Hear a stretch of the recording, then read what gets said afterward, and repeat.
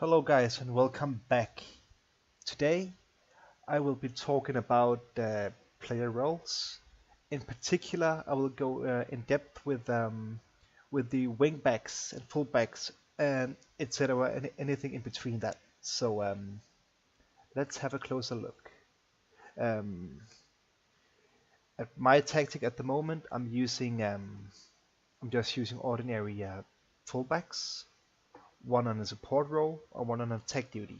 And the reason being, uh, I want correlation between my fullbacks and my wingers, whether it's a winger or inside forward.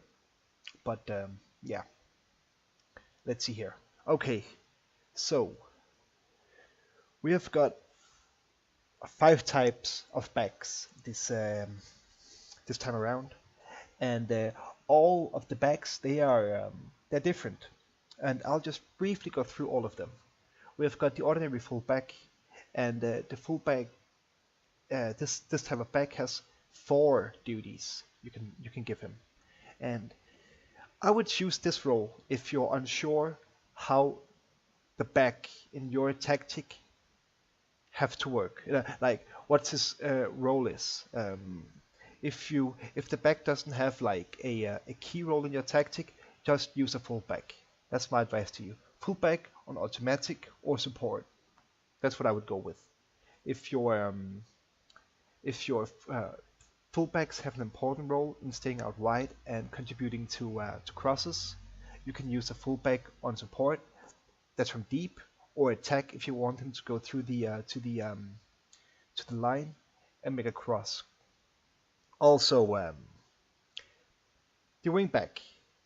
It's the difference between the wingback and the fullback is the starting position of the back. You see here, he's defend. Now I'll take the wingback on defend. The wingback starts slightly higher up the field than the fullback. That's basically that's not the only real difference, but that's the most noticeable difference. That's the mentality of the back.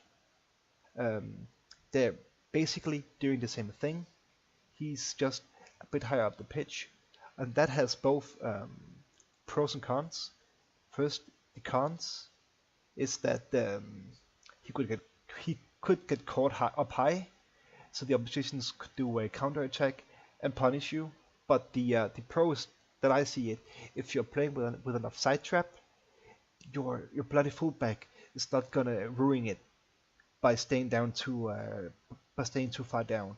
I have in so many games seen my fullback ruining it by canceling the offside trap by staying down too deep, and by using a wingback that will not happen. Trust you guys, will not happen. We also have the defensive fullback. That's kind of explanatory. It's just a full-out defensive back, like the guy from Everton. What's his name now? Forgot his name, but he was like that. And like Flanagan also. Flanagan. Then we have the complete wingback, and this is where it gets exciting for me.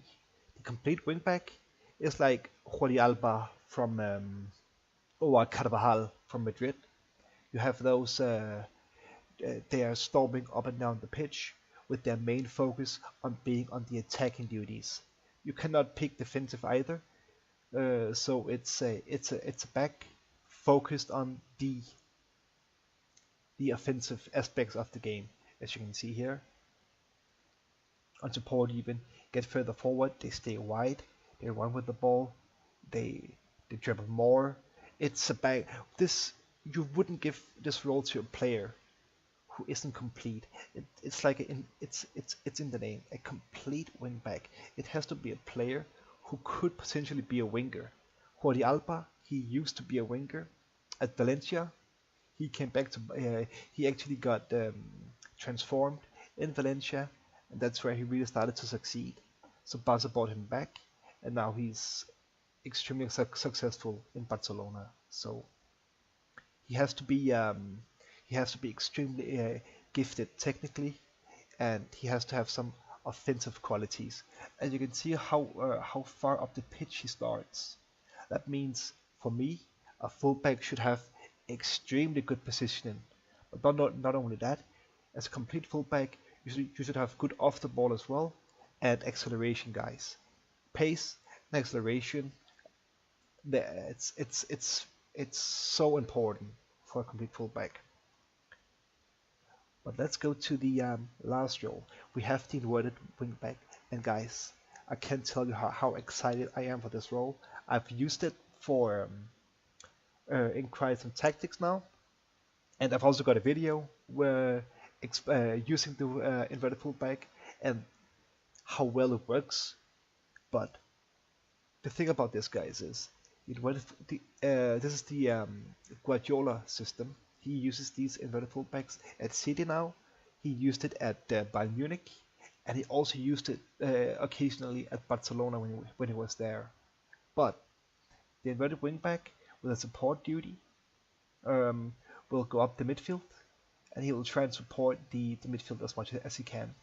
If you use him on an attack duty, he will go up around the box and maybe even inside the box. He will go even inside the box, guys, and contribute to goals like he was a winger or a second striker.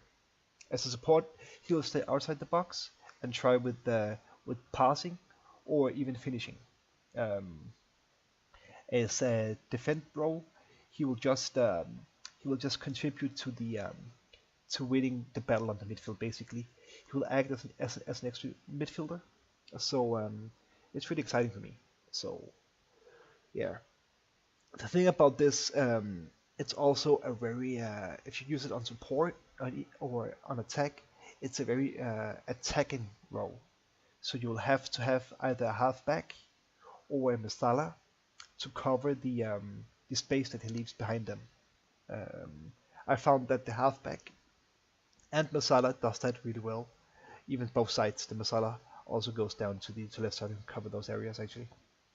And what I've seen from it is they take like aggressive runs up the midfield inside here. They run up here and inside, and they act as an extra station. They out here, the wingers play wide, so the wingers they will hold the width in the play, while the inside fullback will run inside. So their defenders will have to cover this guy, leaving either the winger or the forward in good positions for the advanced playmaker to play some good through balls in. So I used it on an away game against a decent team in the Danish Superliga, and I actually won 4-0 with this tactic because my inverted wingbacks, sorry, they took all these aggressive runs at all the time. So it worked out perfectly. But yeah, that was quickly through all the roles, and later today I will make another video explaining some other roles. So guys, thanks for watching, and I'll see you around.